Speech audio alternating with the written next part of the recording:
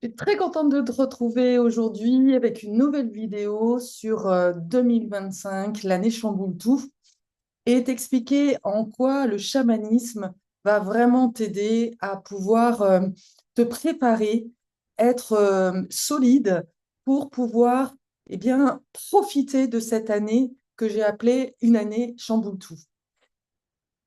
Si tu t'intéresses, comme moi, à de nombreux sujets par rapport à la spiritualité, par rapport à l'astrologie, il y a euh, un thème, moi, qui me passionne, oui, c'est l'astrologie de plus en plus. Et là, ce matin, j'écoutais une vidéo concernant le thème, l'énergie du serpent, qui est l'animal de cette année 2025. Et c'est de ça dont j'ai envie de te parler. D'ailleurs, ça m'a beaucoup amusé parce que j'ai lancé l'année dernière un programme alors que j'ai finalement renommé, mais voilà, les deux sont un petit peu présents, qui s'appelait Changer de peau. Donc, j'avais bien anticipé quelque part les énergies. Finalement, tu le retrouves dans ma bio, avec la dénomination qui s'appelle les héros intérieurs. Mais c'est vraiment un programme qui a pour vocation de justement t'aider pas à pas à pouvoir te préparer pour ces transformations. J'en dirai pas beaucoup plus ici. Je ne vais pas rentrer, je vais pas repartir sur autre chose, mais je ferai certainement une vidéo spécifiquement sur ce programme. Là, aujourd'hui, j'ai vraiment envie de te parler justement de cette énergie du serpent de bois, parce que l'année du serpent, dans l'astrologie chinoise, il y a vraiment cette idée que chaque année, et c'est aussi dans le chamanisme, c'est pour ça que j'aime bien utiliser les deux, puisque dans le chamanisme, euh, il n'est pas question de croire en tant qu'humain que nous avons tout pouvoir, que on sait où on va, que le je veux, je peux, etc. Non, il y a vraiment ce retournement, ce changement de point de vue qui nous fait comprendre qu'en réalité, l'univers, la vie a des énergies et que c'est un organisme vivant et avec lequel nous devons danser, nous devons faire avec. Parce que si on ne fait pas avec les énergies qui sont là en présence et qui, quelque part, nous montrent en fait la voie, eh bien, c'est là où il y a une résistance. Moi, je veux devenir directrice marketing, je veux continuer à gagner beaucoup d'argent. Et voilà, ça c'est la voie que tu trouves beaucoup partout, surtout chez les coachs. Comment gagner de 2000 à 4000, à 4000, à 10 000, etc. Et tout n'est concerné que sur la matérialité, alors que au-delà de ça, à un autre niveau, qu'est-ce que nous dit la vie? Qu'est-ce que nous dit euh, la conscience universelle? Elle nous dit d'aller chercher une voie unique, de ne plus nous référer justement à tout cet égrégore matérialiste collective, mais d'aller chercher notre voie et de trouver notre chemin. Et là, on est complètement dans l'énergie du serpent.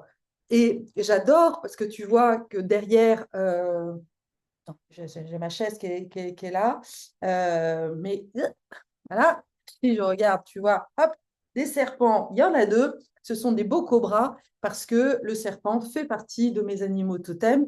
Le serpent est vraiment le symbole de la mue, du changement perpétuel.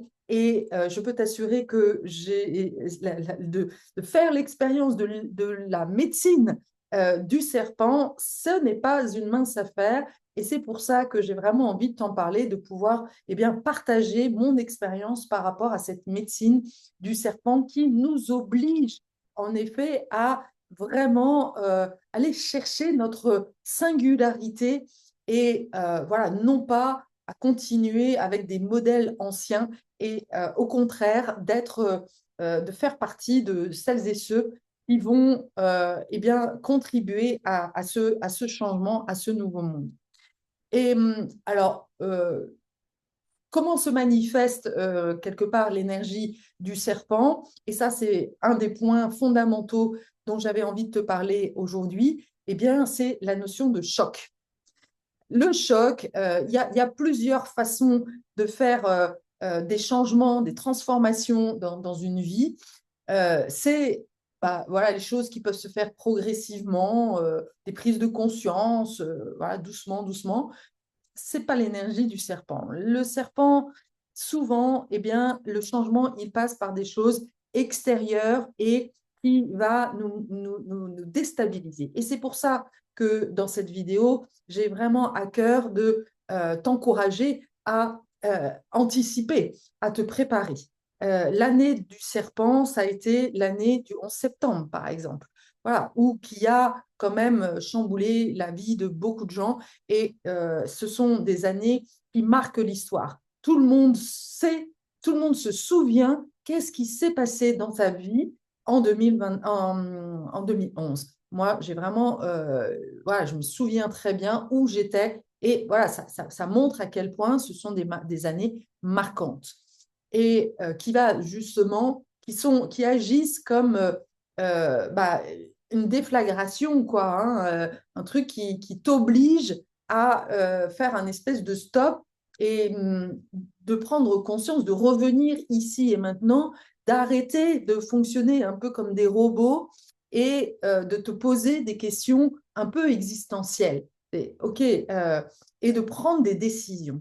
Ça, c'est vraiment hyper important. L'année 2025 est une année charnière où il va être demandé de faire des choix, de j'ai envie de dire, oui, de faire des choix et de suivre une voie. Alors, quand je dis ça, ça peut paraître très simple, mais en réalité, quand on changeait, eh bien, ça va réveiller de grandes peurs. Parce que autant, bon, tu peux te dire quitter quelque chose, pourquoi pas, mais quand on quitte un système, eh bien, on se retrouve dans quelque chose d'inconnu. Alors, il y a des personnes pour qui ça va être plus simple, ça va, ouais, je vois, j'ai autour de moi des personnes qui ont aucun souci, qui savent, hop, en quelques temps, prendre des décisions, c'est très rapide chez eux et il n'y a pas de questions parce qu'ils ont une énergie qui n'est pas trop mentale en fait.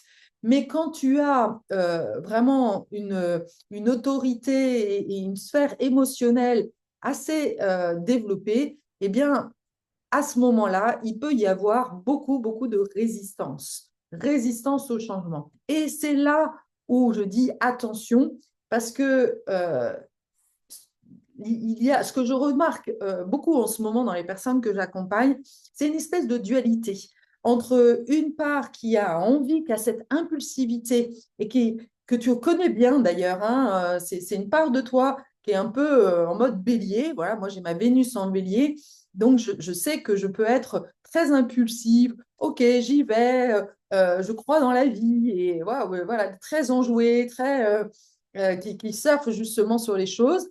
Et puis, si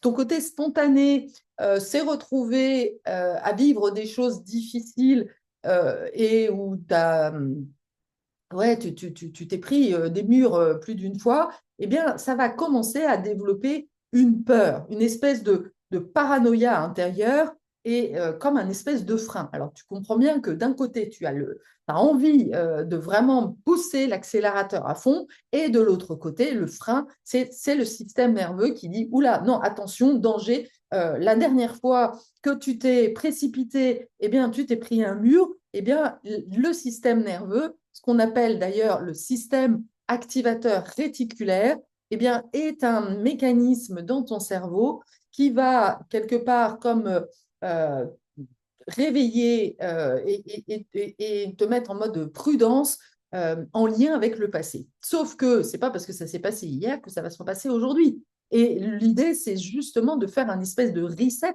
pour te permettre de suivre l'énergie du moment.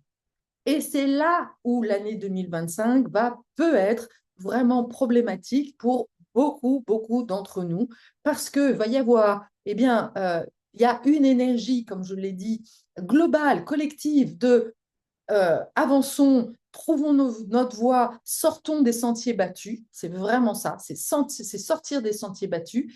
Et tous les leaders, on va dire, tous les rôles modèles, si tu es sur cette chaîne, tu as déjà entendu parler de ce mot, ce rôle modèle, ceux qui sont là justement pour construire le nouveau monde, ceux-là, eh bien, jusqu'à présent, ils ont été cachés. J'ai vu plusieurs vidéos, je te propose, si ce sujet-là te parle, d'aller voir notamment la vidéo que j'ai faite sur le THPI et sur les THPI planqués, notamment les femmes.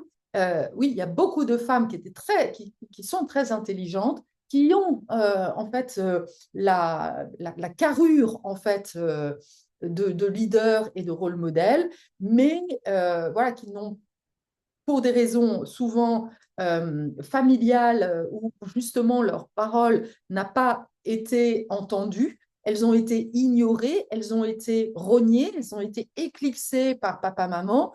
Et donc, finalement, ces femmes-là, mais il y a aussi des hommes, sont rentrés dans un système de suradaptation. Les gentilles petites filles qui choisissent la bonne voie. Voilà. Et puis là, 2025, non, ça ne va plus être possible. C'est OK, j'ai essayé, j'ai voulu faire comme tout le monde, j'ai voulu m'adapter, j'ai voulu faire des efforts, mais là, 2025, tu vas sentir que ce n'est plus possible de faire des efforts. Il y a quelque chose à l'intérieur de toi qui appelle à prendre sa place. Et c'est ta graine du nouveau monde, c'est vraiment qui tu es. Là, c'est ton essence. Et là, on est complètement dans l'énergie, en fait, du serpent. Tu vois à quel point je suis passionnée par le sujet. J'adore parce que vraiment, et c'est ça, c'est vraiment un sujet qui est passionnant parce qu'il y a à donner naissance, à accoucher en fait de la version de soi-même unique et de comprendre en fait que tout être est un univers unique. C'est ça que nous avons à faire, à voir, à accoucher et à sortir justement de ce modèle un peu industriel où, bah oui, il y a des tasses comme ça, il y en a 50 000, mais des personnes comme toi, il n'y en a qu'une. Et ça, c'est vraiment le moment que tu te rends compte de ça. C'est l'année 2025 est vraiment une année. Alors, une année où donc le sujet va être ce conflit entre la part de toi qui va avancer, puis l'autre qui se dit non, attention, danger. Typiquement, au niveau professionnel, c'est je veux prendre ma place, je veux devenir entrepreneur. Oui, mais non, c'est pas raisonnable. Tu as des enfants, comment tu vas faire, blablabla, blablabla. Et donc, cette part-là, qui est bien raisonnable, eh bien, va t'empêcher de suivre en fait l'élan de vie qui demande à être manifesté. Et là, 2025 va être une année qui va pas te faire de cadeaux. Ça, je suis, mais vraiment, comme dit mon père m'a souvent dit que j'étais un oiseau de mauvais augure, mais c'est parce que je vois les énergies venir, je sais, et je l'ai expérimenté. Alors tu peux te dire, oui, mais c'est pas parce que toi tu l'as vécu que moi je vais le vivre comme ça. Je vais continuer à faire ma voix. Très bien. C'est voilà. Maintenant, tu pourras pas dire que tu n'as pas été prévenu parce que il y a quelque chose qui va vraiment. Il y a une part de toi et une espèce. C'est comme si c'était un, une part d'ADN, une nouvelle version, un nouveau germe, un nouveau. Voilà, c'est l'archétype, enfin le symbole, c'est la libellule. Et la libellule, elle met plus de 2 ans à remonter au soleil et à devenir une libellule, un peu comme la chenille et qui devient papillon.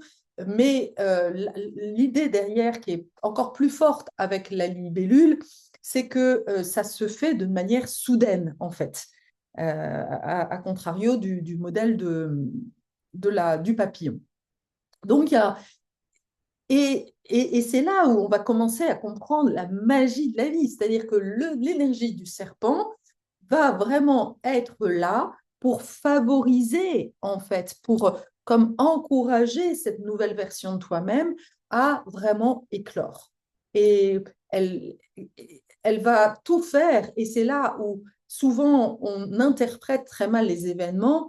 Euh, Moi, à partir de, on va dire, 2010, même 2008, 2008 j'ai divorcé. Donc là, premier choc.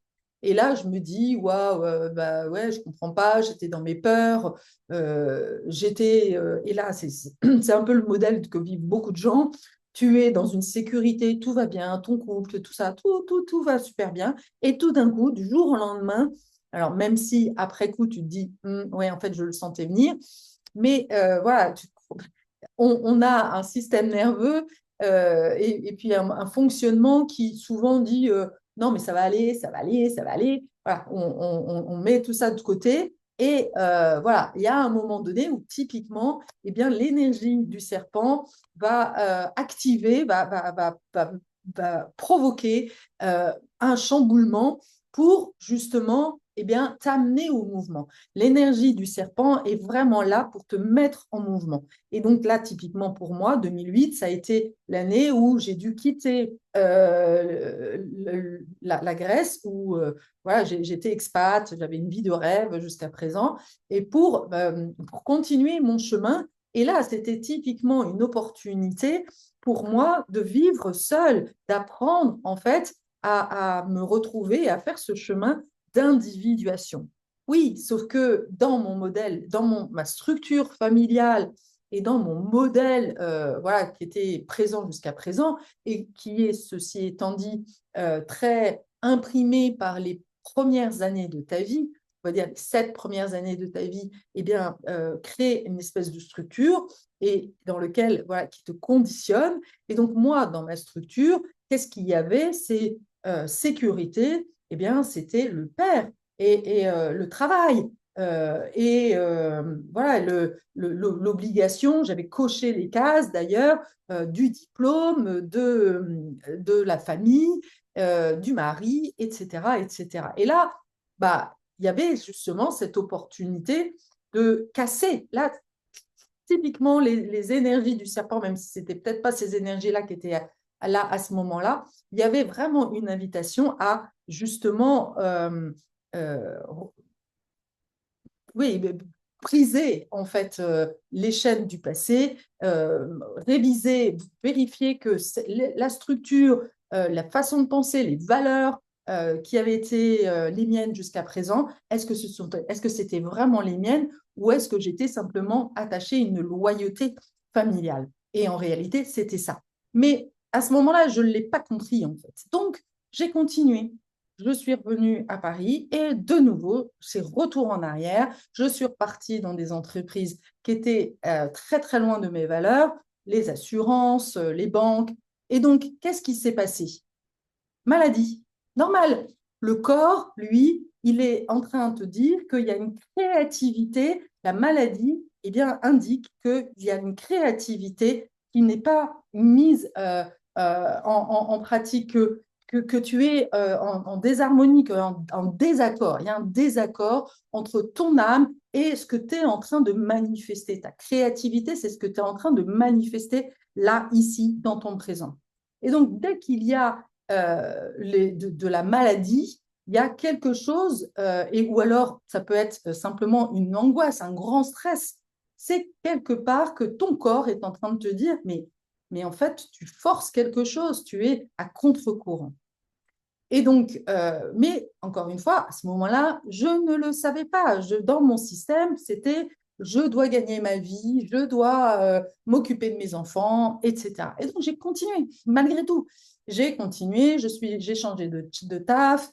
Et c'est là vraiment l'alerte que je donne, parce que quand j'écoute mais 99% des coachs business parler, on parle de plafond de verre. Ouais, si tu arrives pas, si tu n'y arrives pas, c'est que tu as un plafond de verre. Donc, quelque part, moi, c'est ce que j'ai cru. J'avais un plafond de verre. Donc, mais j'étais là pour continuer à grandir, à changer de métier. Donc, c'est ce que j'ai fait. Je suis passée de Generali à Visa. Mais la réalité, c'est que je n'étais pas sur mon chemin de vie. j'étais en train de faire, de manifester et d'avoir une, un travail, une carrière qui était conditionnée par celle de mes parents, par des valeurs de mes parents, où, eh bien, tout ce qui est artistique, ça n'a pas de valeur, ou tout ce qui est spirituel, mais c'est du sectaire, c'est quoi ce truc non. Et où bah, une femme ne peut pas, quelque part, n'a pas le droit à la parole. Elle n'a pas le droit d'exister en tant que telle. Elle est tout le temps éclipsée, elle doit passer au second plan. Donc, tu vois, j'avais quand même un certain nombre, en fait, de, de résistance, on va dire, de défis.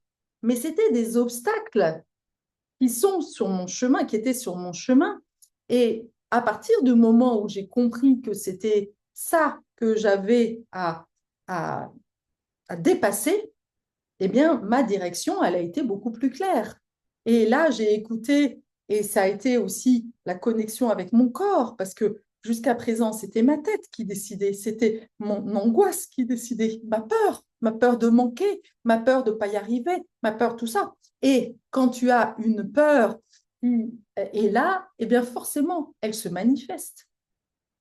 Et donc, le chemin que j'ai choisi après coup, donc de suivre le chemin chamanique, m'a obligé à faire, et ça a été assez long parce que c'est vraiment une façon de penser qui est totalement différente, qui, quelque part, donne la priorité à des choses, non pas à l'extérieur, mais à, à quelque chose d'invisible. C'est-à-dire que c'est toi, il y a une énergie, une puissance et une autorité intérieure qui demandent à se manifester. Comme le serpent, eh bien, le serpent fait une mue. Et donc, ça montre bien qu'il y a des versions de toi. Qui, c'est comme dans le téléphone, il y a des mises à jour. Eh bien, c'est pareil. Tu es comme ton téléphone, tu as des mises à jour à faire et tout d'un coup, sauf que la grande différence, c'est que souvent, quand tu fais une mise à jour avec ton téléphone, bon, bah, les modifications, elles sont pas très, très grandes.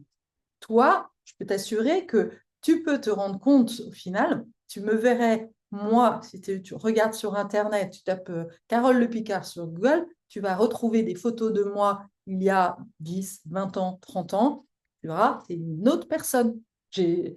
J'étais très différente. Eh bien, et c'est ça qui est hyper intéressant, c'est que tu te renouvelles, mais vraiment avec voilà, moi j'ai développé toute une, je me reconnais comme étant une guide spirituelle, pas directrice marketing, chaman, guide spirituel. Waouh, enfin, tu vois, c'est deux personnes différentes.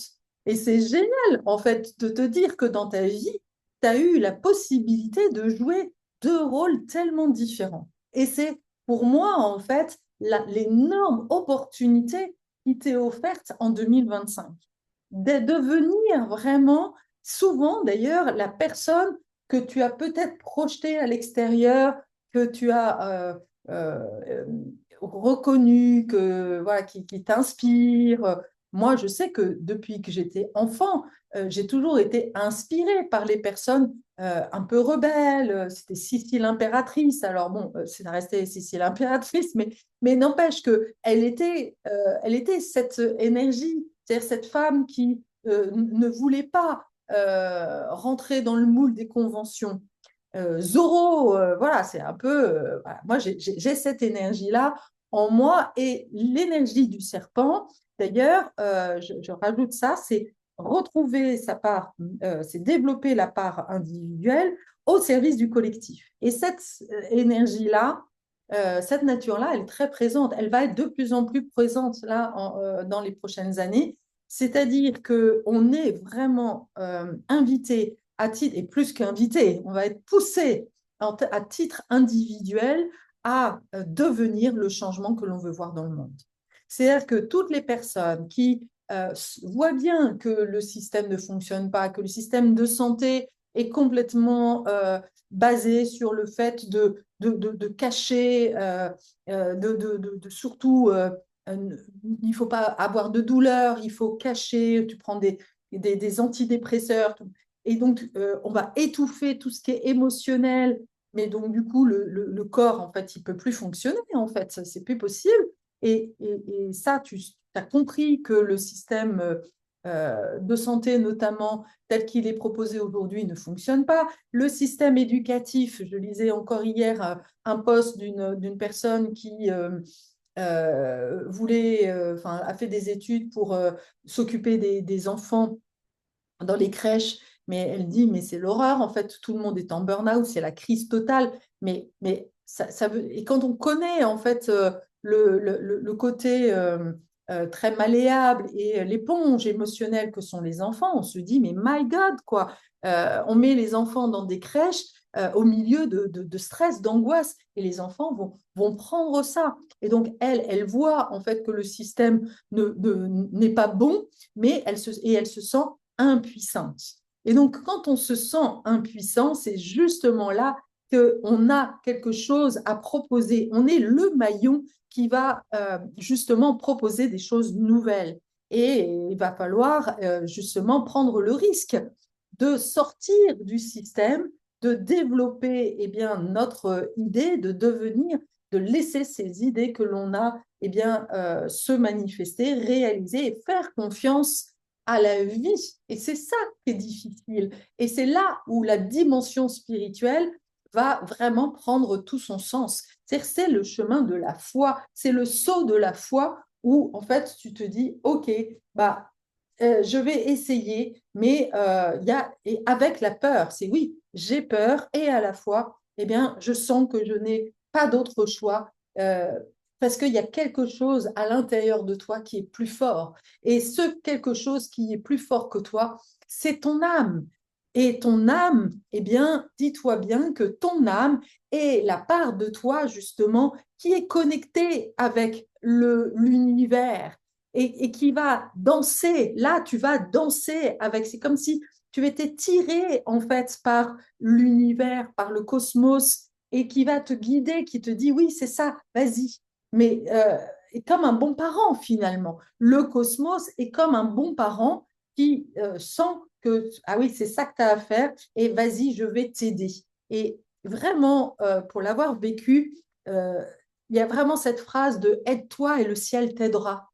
Et plus tu vas faire l'expérience que de suivre en fait tes envies, ce qui est vivant en toi, et c'est vraiment ce qui est proposé, ce qui est demandé en 2025, de vraiment suivre tes envies et ta passion, ton enthousiasme. Voilà, là où tu sens que ça te met en joie, c'est là, parce qu'on a vraiment besoin de ces âmes qui suivent leur envie, qui donnent justement, qui écoutent la vie. L'envie, c'est d'écouter la vie qui coule à travers toi, quoi. De comprendre que la vie, c'est toi, que tu es la vie et que tu es le mouvement de la vie et que tu dois suivre en fait le mouvement de la vie. Tu es au service de la vie. Et ça, c'est vraiment un nouveau paradigme. C'est qui est très, très compliqué à prendre conscience. Et je vois bien que, d'ailleurs, beaucoup plus de femmes ont conscience parce que quand on a eu un enfant, on a fait déjà ces expériences-là. Quand on donne naissance à un enfant, on sait que les premières années de la vie de l'enfant, on est quelque part au service de cette vie-là. Et que, oui, on est à l'écoute. Il y a une écoute subtile qui se développe. C'est, ah oui, mon enfant, je sais qu'il a besoin de ça et de ça. Et c'est lui qui me guide quelque part. Et d'ailleurs, ça aussi, c'est un sacré challenge. Beaucoup de femmes, finalement, se disent, non, je vais continuer à travailler, je vais travailler au bout de un mois, 2 mois. Mais de plus en plus, les jeunes mamans ont conscience de l'importance parce qu'elles-mêmes ont vécu cette expérience-là, donc ne veulent pas reproduire ce schéma-là. Donc, elles vont donner beaucoup plus de temps à leurs enfants. Eh bien, c'est pareil. Il y a ton enfant qui est un enfant du vivant, un enfant de Dieu, on pourrait dire, eh bien, tu vois bien qu'il a une énergie propre, quand on a plusieurs enfants, on voit bien qu'ils sont différents. Eh bien, toi, tu vas te rendre compte une fois, et je pense vraiment que les mamans ont beaucoup plus cette capacité, et parce que justement, ce dont j'ai pris conscience, c'est que quand devient mère, c'est comme si justement on s'ouvrait encore plus aux énergies du vivant, du cosmos, de l'univers, de Dieu, de tout ce que tu veux. Et donc, comme si nos cellules voilà, devenaient tout d'un coup beaucoup plus réceptives. Il y a vraiment cette réceptivité de qu'est-ce que la vie attend de nous. Et pour les hommes, c'est beaucoup plus difficile parce que les hommes ont été construits sur la base de il faut être fort, il faut gagner sa vie, il faut travailler, il faut. Et donc, pour eux, ça va en général prendre plus de temps, d'autant plus que beaucoup d'hommes ont été quand même assez maltraités par les parents, par le père souvent.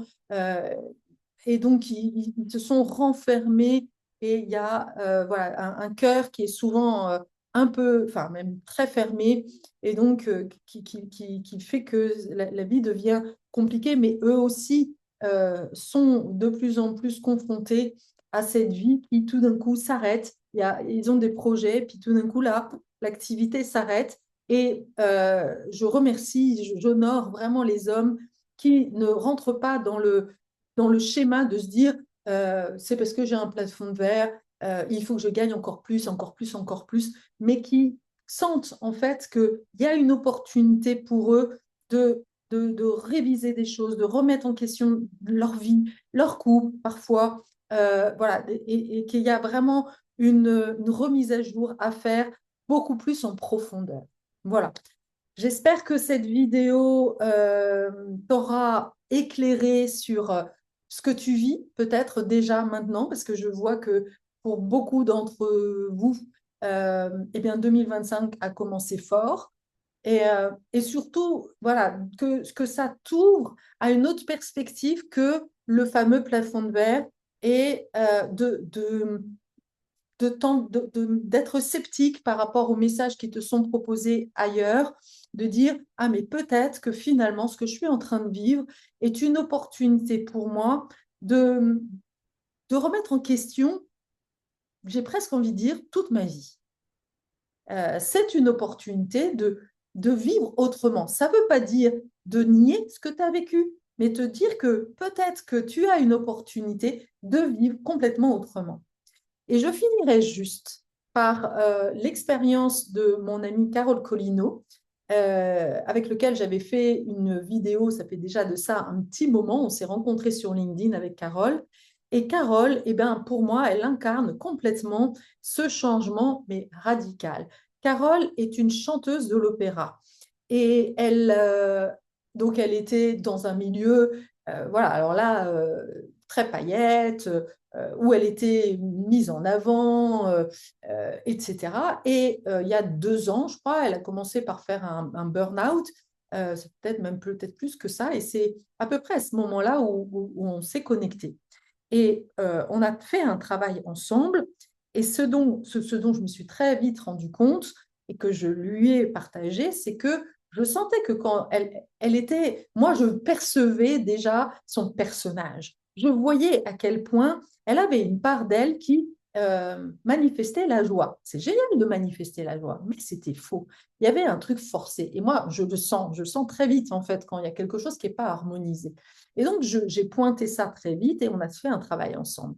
Et donc, je me souviens que, notamment, je l'ai connecté, je lui ai demandé de chanter et on a surtout travaillé sur un chant beaucoup plus tribal, en fait. C'est-à-dire, elle, voilà, elle avait appris à bien chanter, mais en apprenant à très bien chanter, en fait, elle avait perdu son chant, elle a perdu sa voix qui était plus une voix de chaman, une voix authentique, en fait. Elle avait perdu sa voix authentique. Et donc, au fur et à mesure, voilà, on a travaillé ensemble. Ensuite, elle a continué, elle a fait plein d'autres choses. Et aujourd'hui, euh, en fait, elle a décidé l'année dernière de vendre son appartement à Paris parce que elle l'a commencé. Et c'est ça qui est génial, c'est quand tu changes d'identité, quand tu changes en fait de qui tu es profondément, que tu retrouves en fait cette part authentique en toi, eh bien, ça fait que l'action devient fluide en fait. Tout d'un coup, tu sais, c'est plus possible. Ce qui était possible avant ne devient plus possible. Et donc, elle a senti que, bah oui, c'était plus possible pour elle d'habiter à Paris et qu'elle avait quelque chose à changer. Elle devait changer d'air, en fait. Et donc, au départ, elle a mis son appartement en vente, mais ça ne marchait pas. Donc, elle s'est dit, OK, c'est que ce n'est pas le moment. Très bien. Et puis, là, ça y est, 2024, son appartement est vendu et elle a fait le choix de vendre tout. De vendre son appartement, ses meubles et de repartir presque à zéro. De faire confiance, de faire tellement confiance à la vie qu'elle n'a pas répondu à cette peur en fait du manque, à cette peur de ne pas. Elle a fait confiance en la vie et voilà, elle se dit bah, je vais voilà peut-être louer quelque chose, je vais laisser la vie prendre sens à travers moi.